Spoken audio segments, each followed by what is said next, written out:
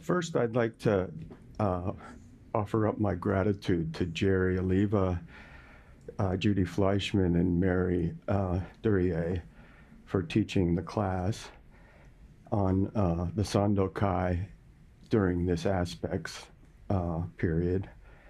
And also offer up gratitude to Linda Roshi and Greg Roshi for allowing me to speak here. To any new folks, my name is Gary Artim, and I'm my Dharma name is Enzan Jitoku, which translates to round mountain, clear, genuine. And I've been practicing here for close to 30 years, give or take some, and I'm still a beginner. So don't feel, if you're new, is there anyone new here? Oh yeah, oh, welcome. And don't be afraid to ask questions if we have a Q&A after the talk. What was I gonna say there? Yeah, welcome.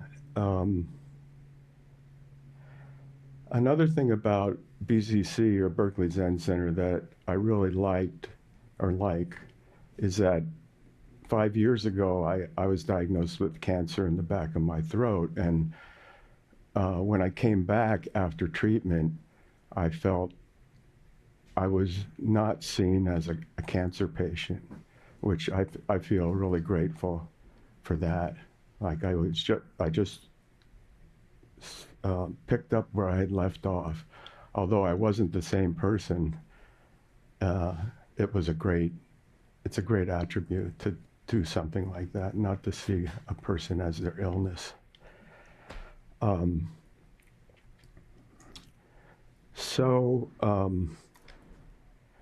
gonna let this talk do the talk. Because, you know, I get real nervous about doing talks. And so this is, you can blame the talk and not me.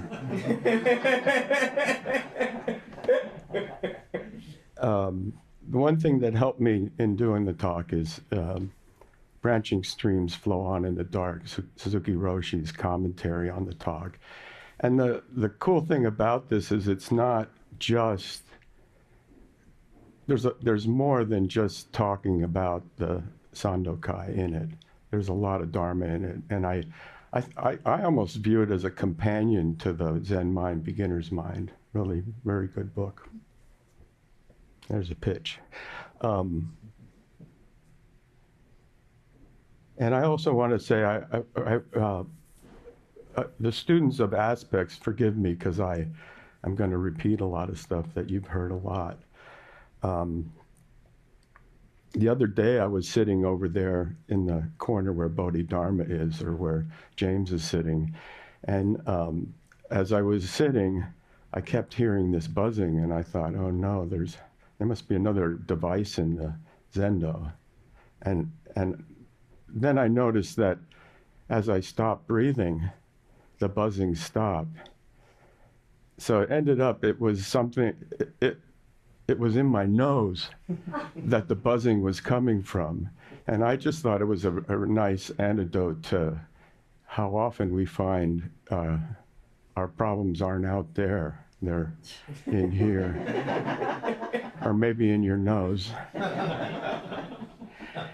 Okay, well, yeah. So I'll let the talk do the talk. I'm going to do a commentary on the Sandokai, and I have a little handout that Vijisha's going to, here, I'll open this for you. There you go. Thank you.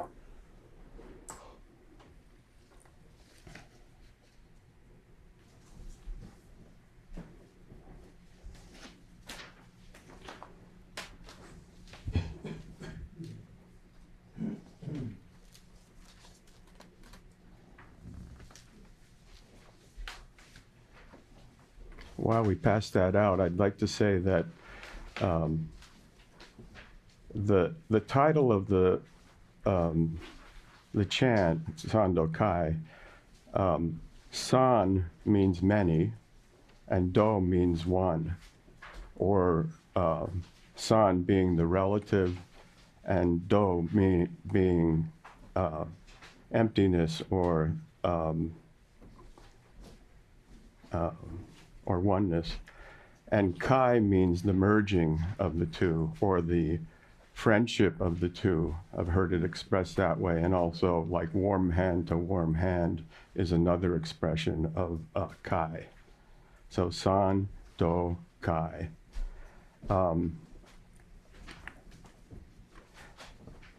And the other thing about this picture I really like, when I was working on the talk, I would put this up, and it was really kind of heartwarming to have the real, like an image of the teacher. And underneath it, I have that he was the 8th patriarch of Soto Zen lineage. He lived from 700 to 790. And Sandokai is a response to the fighting between Zen schools. And as a youth, he was a student of the 6th ancestor.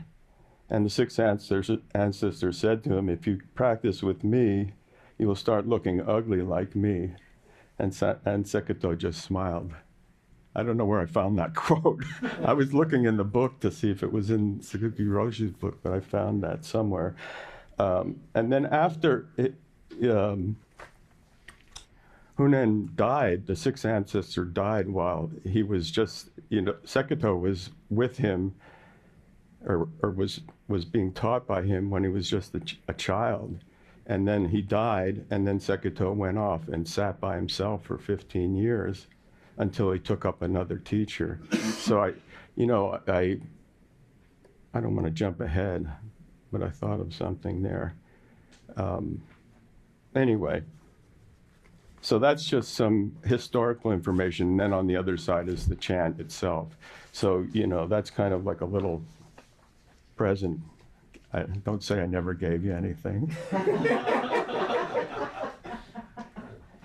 Okay, so I also thought it dawned on me it's really appropriate that he wrote this rebuttal to what was going on between the different sects, because the line of the lineage was a straight line until we hit the 6th ancestor. I think that's right. And then it branches off into various Rinzai and Soto Zen. So I thought, it's pretty cool that he is the one that wrote this rebuttal, or wrote this chant. I'm trying not to read so much, but I have to read a lot in this talk. The next talk, I'm going to try and not read at all. So when I was working on this talk, I asked myself, is it any good? Is it too slow? Not enough? Examples? Covering too much ground? I don't know. You let me know. Let it wash over you. I recently returned from an amazing trip to Iceland and Norway. We went swimming in 2 of their geothermal pools, and they're 50 meters long, which is like double of most pools in the US. And as you're swimming, because it's geothermal heated, there's a fog over top the pool, so you can't see anybody, and you can't see the end of the pool. Kind of like this talk. I don't know where it's going to go, but anyway. So to try and get to try and swallow this chant, I thought, well, I'll do what I've done in other talks. I'll make a little outline and then work from that. And so I did a little outline in looking at different aspects of the chant, and I broke it down into 4 areas. So first, he kind of shows you what's not needed to access the truth or Dharma. he does other things in the first part, but I'll explain those. But he kind of is talking about what you don't need to access Dharma or the truth. Then he explains the sense doors and their power. And then he wades neck deep into the absolute and the relative. And there's kind of a blend there. There's some about there's some parts of it that kind of blend the absolute and the relative and the sense doors. And he closes how neatly the relative and the absolute merge, and then points you to practice and not to delay. So those are kind of the 4 areas of the chant that I picked out to help you get a feel for it. Yeah, I'm not an expert in it. I'm just trying to help. And also you can, take the chant home and read it before bed or something. Anyway, quote, "The mind of the great sage of India is intimately transmitted from west to east. While human faculties are sharp or dull, the way has no northern or southern ancestors. The spiritual source shines clear in the light. The branching streams flow on in the dark. Grasping at things is surely delusion. According with sameness is still not enlightenment." So here, end quote. So here I wrote, "The mind is transmitted from Shakyamuni in India to Bodhidharma in China." And they use mind here, so mind means more than just intellect. It means some sort of transmission, I think. And then he goes on to say, a great intellect is not necessary to becoming enlightened. And it could be a hindrance, or maybe not. And he's saying, don't argue or pick and choose which line of Zen is better. Just practice sitting, feel it in your bones. You don't need to be quick-witted or dull. It doesn't matter. So with your eyes open in the light, it becomes clear, yet it never ceases even in the dark of night. Here Sekito is using light as the absolute reality, or oneness, and darkness as the relative.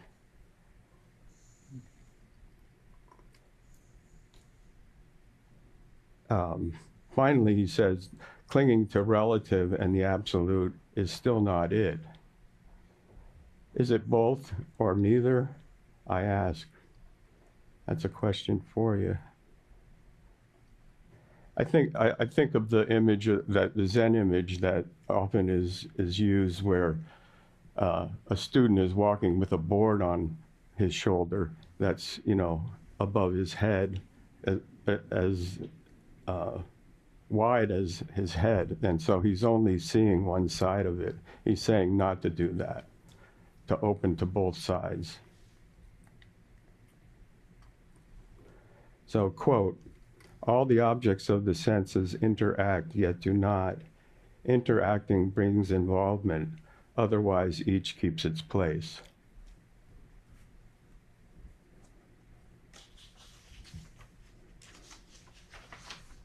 Sights vary in quality and form. Sounds differ as pleasing or harsh. Refined and common speech come together in the dark. Clear and murky phrases are distinguished in the light. I think he's saying our senses are doors, or are doors to thoughts, feelings, sensations. But if you don't indulge in them, they're harmless. They'll keep their place. Seeing, hearing, smelling, touching, tasting, and the mind, which is Buddhism's sixth sense. But Sojin would probably say, don't get caught by anything. So there are likes and dislikes. You can have these, yet in their differences, the equality of uniqueness comes forward, all things being equally different. That's kind of a convoluted statement, but it's basically saying, I'm just basically saying that in your uniqueness, there's an equalness.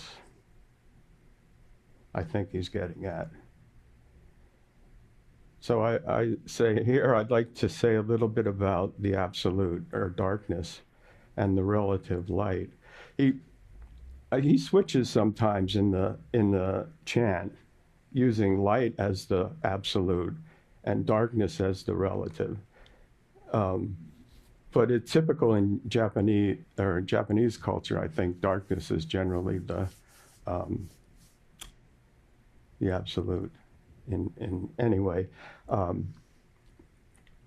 in the relative, we are aware of living in a world where exchange value is so prominent.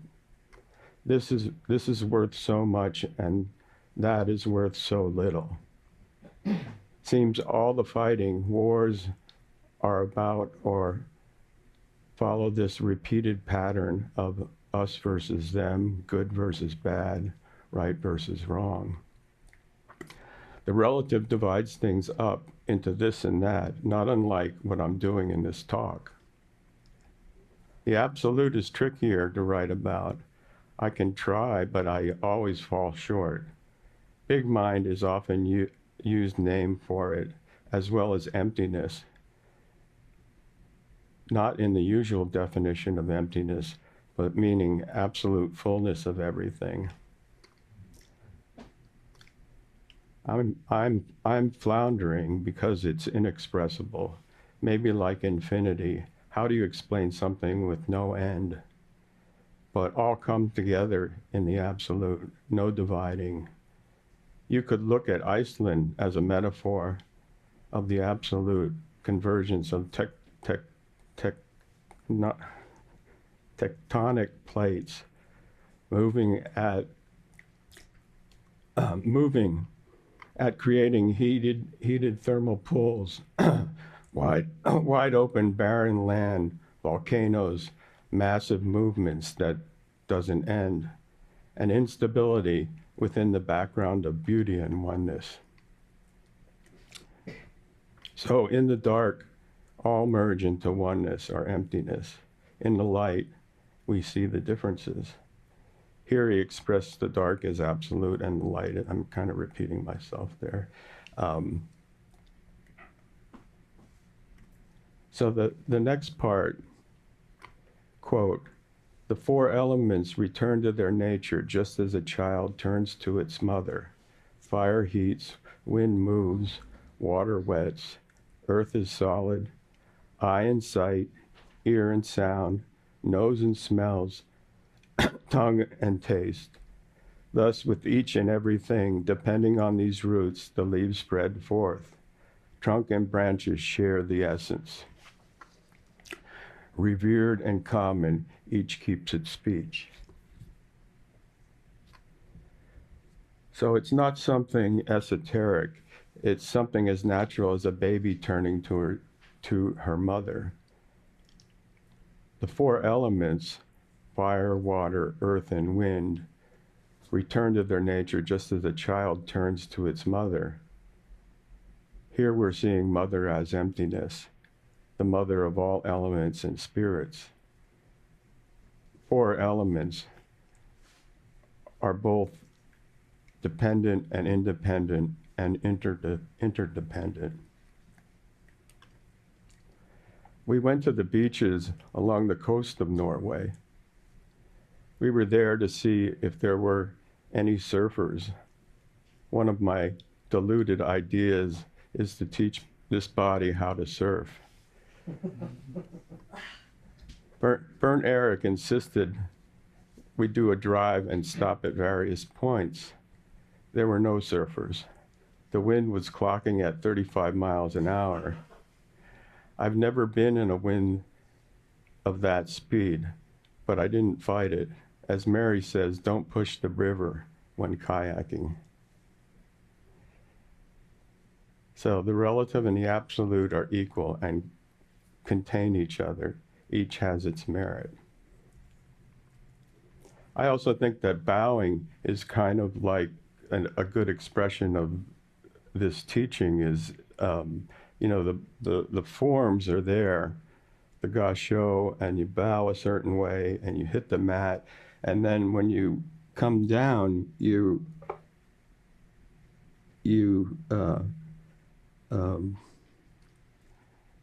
let down your burden, or let go of your burden, and lift up Buddha's feet. So it's a complete, it's nice for after the Bodhisattva ceremony, but it's kind of a complete act of what Sekoto is getting at. So I quote, "In the light there is darkness, but don't take it as darkness. In the dark there is light, but don't see it as light. Light and darkness oppose one another, like front and back foot in walking." So I think light or form contains the darkness, is where he's going with this. And darkness or emptiness or oneness contains the light, form. It's the Heart Sutra. Form is emptiness, emptiness is form. Suzuki Roshi said, we say, you cannot catch a fish in the same place twice. Today you were fortunate to catch a big fish at a certain place, but tomorrow you should fish in some other place.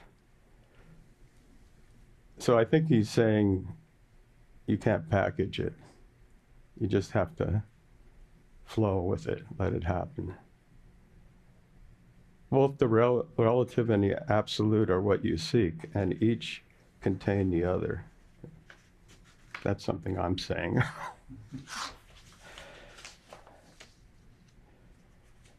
And now, how can the front and back foot oppose each other? 2 feet walking, opposing one another, yet moving forward. There's a tension between the relative and the absolute. I think that's what he's getting at. Quote, each of a myriad things has its merit, expressed according to function and place.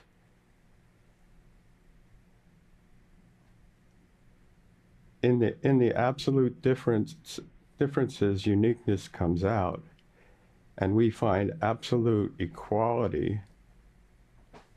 Wise and fools are both relative, though each has equal absolute value.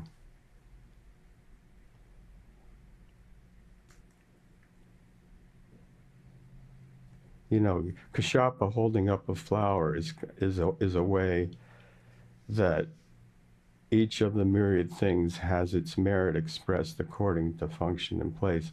He holds up the flower, and that was enough for Buddha to acknowledge his understanding. When I was in Norway, I insisted on going fishing, so one of the women of our adopted family, Yoran, took me to a cabin near a lake that I had fished at the last time I visited. It was a blustery day with a light rain. Yoran was worried about me walking on the highway to get to the lake. Emily and Yoran took off hiking, and I found a spot that looked good for trout. Bernd Eric, by the way, had netted a huge amount of trout the day before. So I thought, well, I'm going to get some trout for sure. I'll catch something. I fell slightly getting down to the water's edge, and started casting my lure out 10, 20 times. Not a single nibble. I trudged back to the cabin. There's not much, if any, Dharma in this story, but I felt I should tell it. Being there was more important than catching anything. I remember as a child wandering the neighborhood and finding wonderful, simple things like stones and turtles, snakes, etc., and bringing them home. It felt like magic.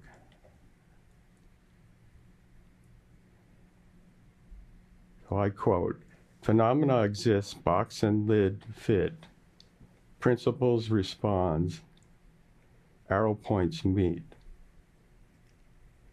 I think he's just pointing again, the relative and the absolute join perfectly. But then they oppose each other in front and back foot and walking. So he doesn't let you get stuck in one idea. I think that's part of it.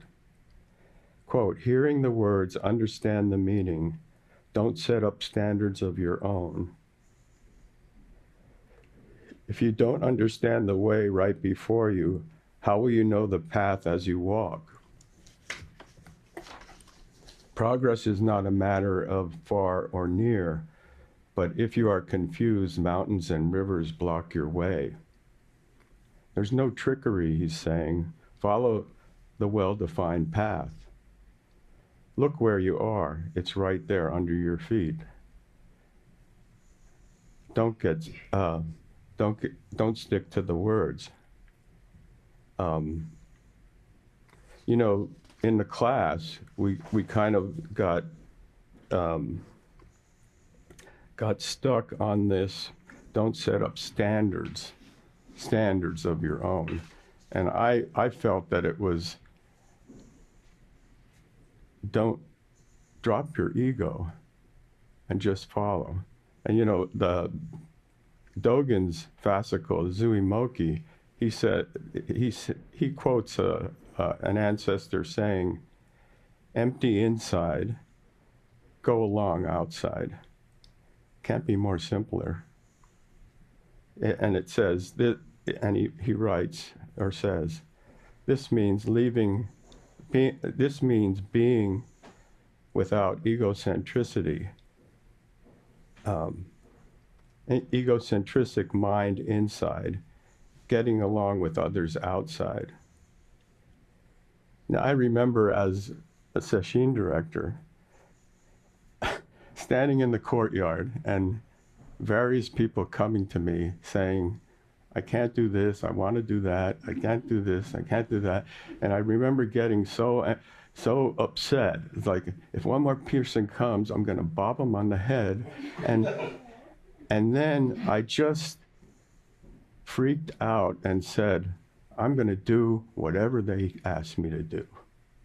And I think that's an example of, not that I'm so great, but you just got to do what you're asked to do when you're practicing. Quote, "I respectfully urge you to study the mystery. Do not pass your days and nights in vain." I think he's saying, don't waste time. Practice now. Time is relative. Long time can be short, and a short time can be long. Just don't cling to the idea of time. In summary, practice enlightenment occurs where you are in each moment and is not dependent on what sect of Buddhism you adhere to. He further is showing us how absolute and relative contain each other, and that all things have an absolute value. Last, not to get discouraged by relative time frames. Maybe see yourself, your practice, as having arrived and start from there. Shuhaku Okamura has a nice passage that fits really nicely with this. He says, just sitting is itself a merging of difference and unity. With this body and mind, we sit both individually and universally. Simply keep your body straight, breathe quietly, and let go of thought. This is our Zazen based on Dogen's teaching. With this Zazen, individuality is not lost.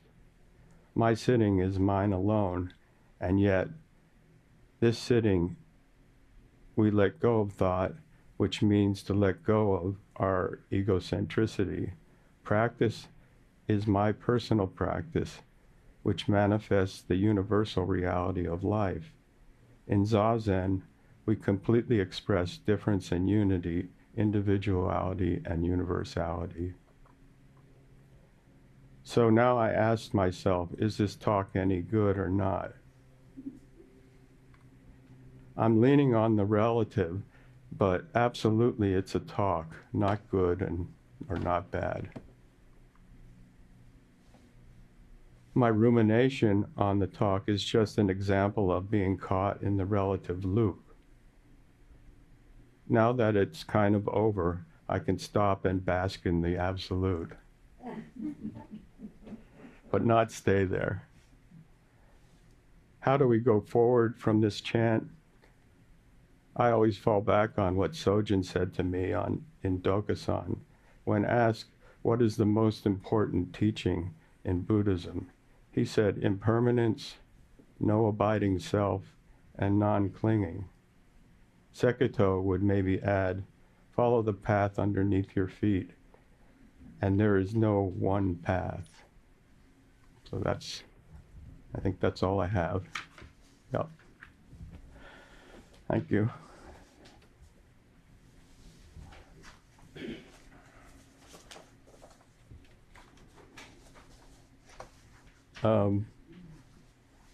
Are we okay to take questions and answers today?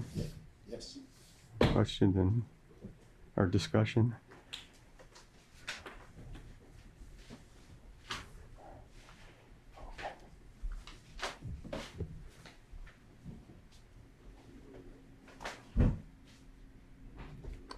Oh, yes. I can't see you. Is that? Oh, hi. How are you? It's Hi, Mira Hi, Mira. back here. Yes, moving around today. So the part where you were talking about the foot in front and the foot behind, Yeah. and them being in opposition, and what came up for me is they're not in opposition; they're in harmony, because you have to have your foot in front to walk, and then your foot behind goes in forward. So they're harmonizing so you can walk. If they opposed each other, you would do the splits. Oh, you have to call Seketo up on that. 'Cause he wrote it, not me. He wrote they were in opposition? Yes. Oh, I thought you said that. No.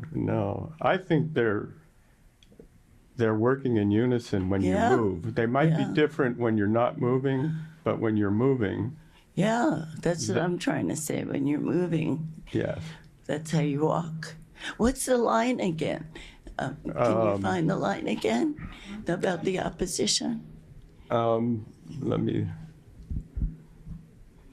find the line. I mean, is that like saying there's up and there's down, maybe? Like front and back foot in walking.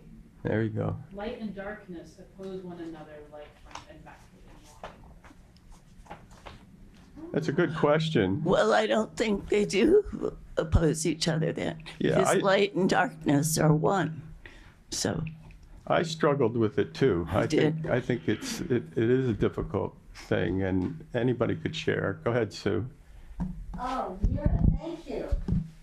I always struggle with, I don't read the Sandokai much, and I really admire people who love it, and thank you for the talk. Mm-hmm. And you're bringing that point up. I just read that line. It's like, that's the point. They're not in opposition. Maybe that's his point. It's like, oh, great. Is that okay, Jim? You understand this. Proving out what you're saying. Oh, okay. And I just think bringing up fishing in Norway was the best.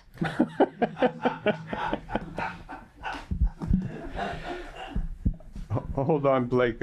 I got one online. I'll let one online go. Okay, go ahead. I can't see who it is. Hi. Hi there, Gary. Thank you for your talk.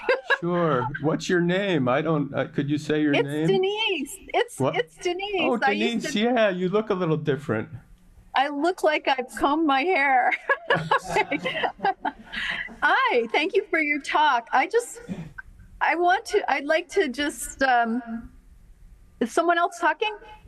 No. Oh, I hear an echo of my own voice. You're on. It's an echo of my voice. Well, as a citizen and generally against war, I've been following the Ukraine war, and they know if they stop, the violence is worse that they will experience, and that they will lose their sovereignty. Yeah. And Marshall Rosenberg talked about the protective use of force, which is to prevent harm. It's like harm reduction, or to do anything to prevent harm. So would you choose to live under Russian occupation, which is extremely violent and involves a lot of harms I don't want to bring up in your consciousness right now? Or would you defend your sovereignty?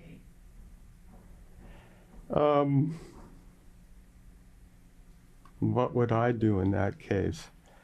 Yeah, I knew it is. My talk was aimed at like practice and not dealing with war. But there was something mentioned about war, and seemed a little overly simplistic. It's just like, here's the thing: we don't believe in gerrymandering, but we do believe in this instance to gerrymander to protect our nation. So this is where, like, if we think too much about and we don't go to the heart of the situation, we can lose the matter that is really important. So I just think that I believe that you would, like I would, defend my sovereignty and protect my nation from invaders. I wouldn't let the Russians build a tunnel from Russia to Alaska so that they have a better better option to enter our land. Anyway, I'm just speaking from my own. And see, this is where I think this thinking about past text can really run kind of too far into thinking and not into the heart of the matter at point.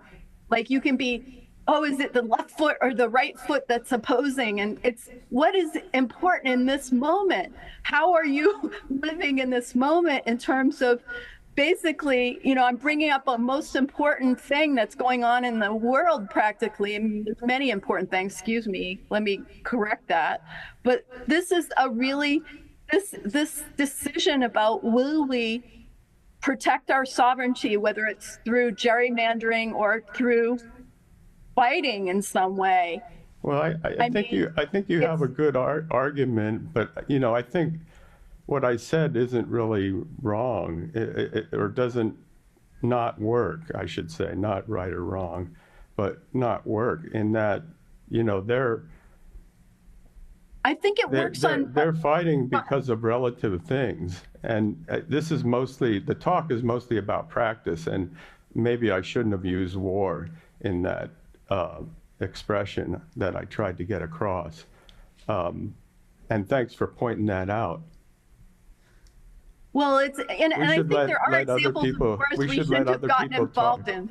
Sorry. Okay. All right. Thank you for your talk. Thank you. Yes. Any other? Oh, yeah. Hava. Oh, go ahead. Blake was first, I think. Thank you for your talk. Sure. We'll deal with the echo online as soon as we can. So I believe you said that when people came to you when you were a session director or work leader, that you were just like, yeah, okay, you can do that. And my attitude was like, no, you're going to do this and you should just get with that program. Could you open that up a little bit? Sure. And say, like, repeat the story maybe and open it up a little bit? Sure. I was, I thought about what I was going to say around that, and that I was maybe I'm a little too soft, and I bend to people's needs and stuff like that. And, you know, sometimes people have really legitimate needs, like their back, it's going to throw their back out to rake or something like that. And it was more in response to that I was, well, there are folks that just won't do certain things. They absolutely say no. And how do I deal with that? I have to, like, I had to embrace them somehow. A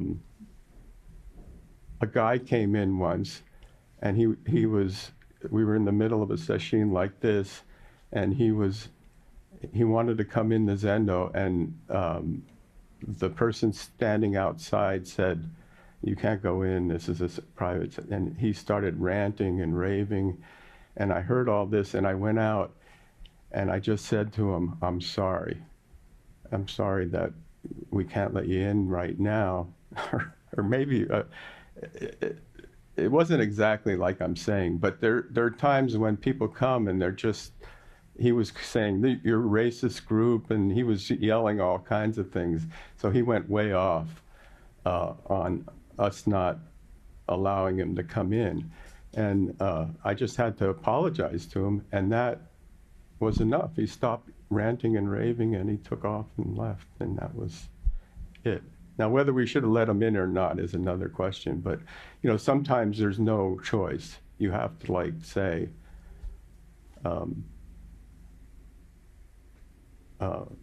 I'm sorry, you know? Does that help at all? Sure does. Thank you. Okay. Good question. Good question. Papa.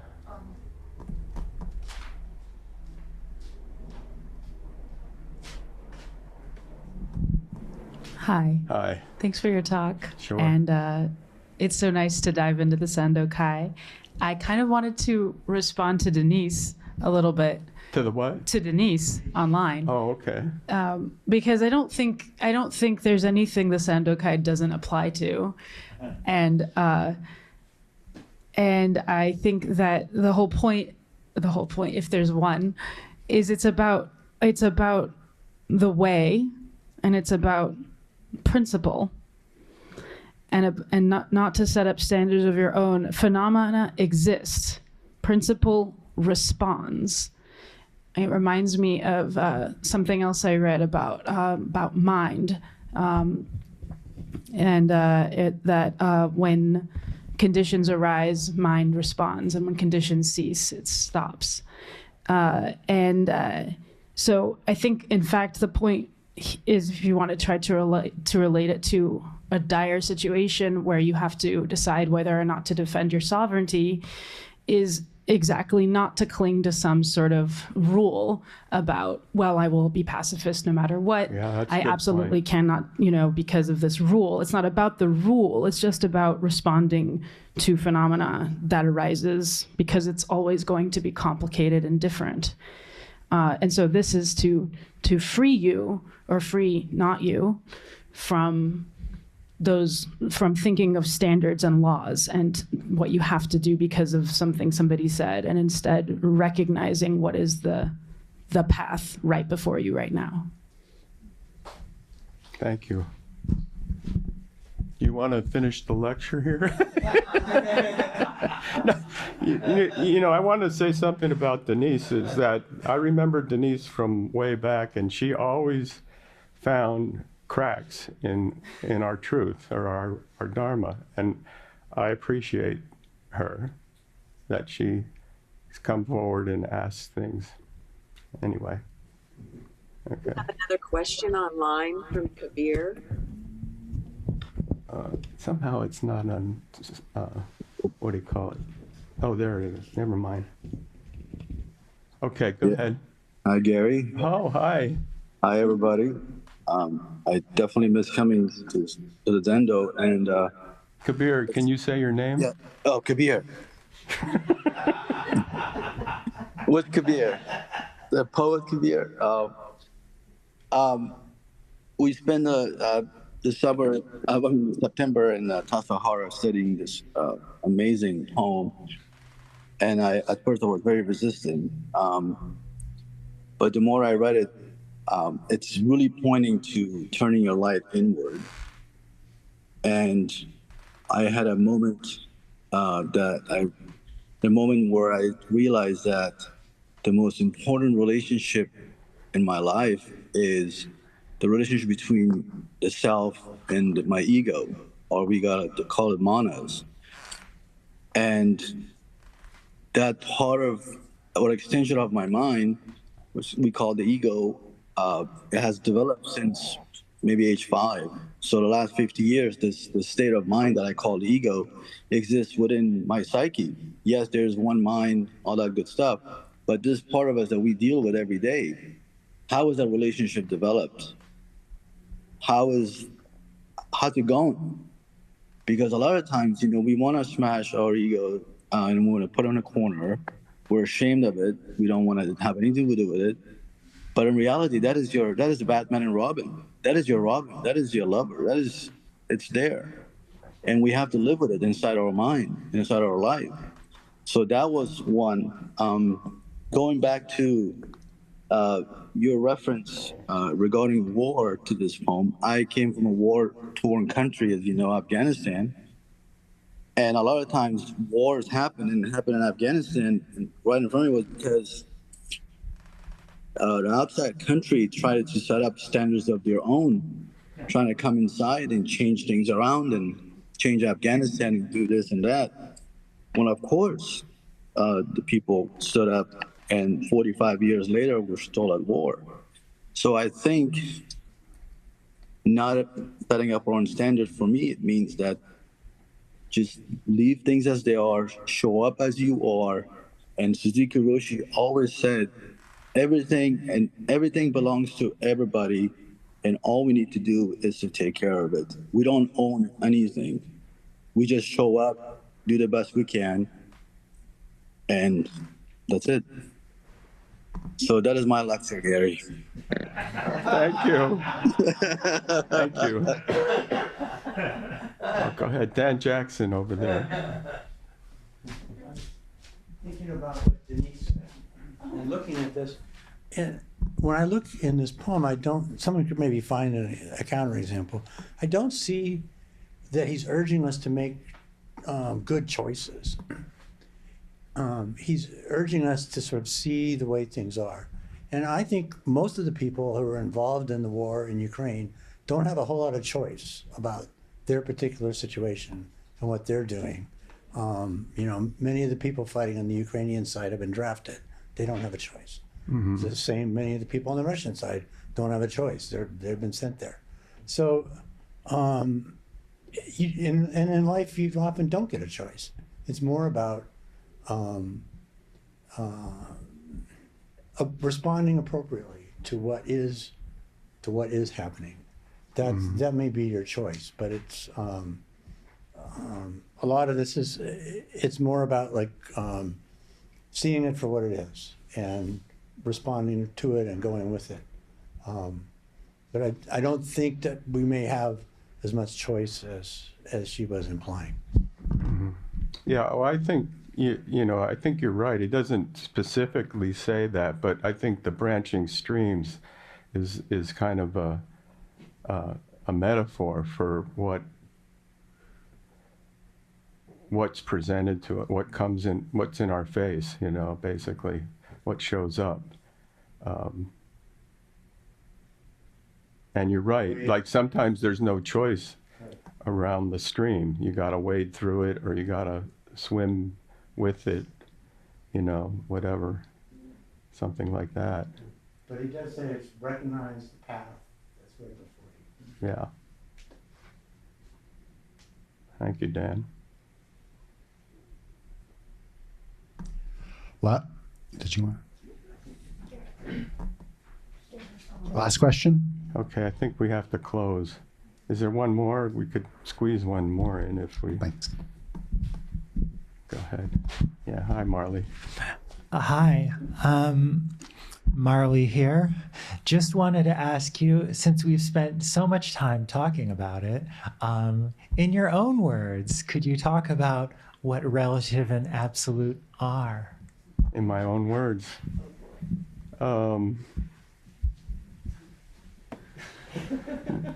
Cause and effect is relative, you know, that things happen and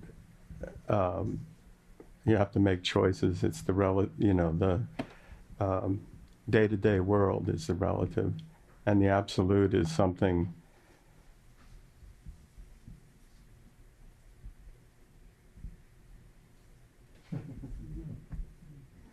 That's it. Well, thank you.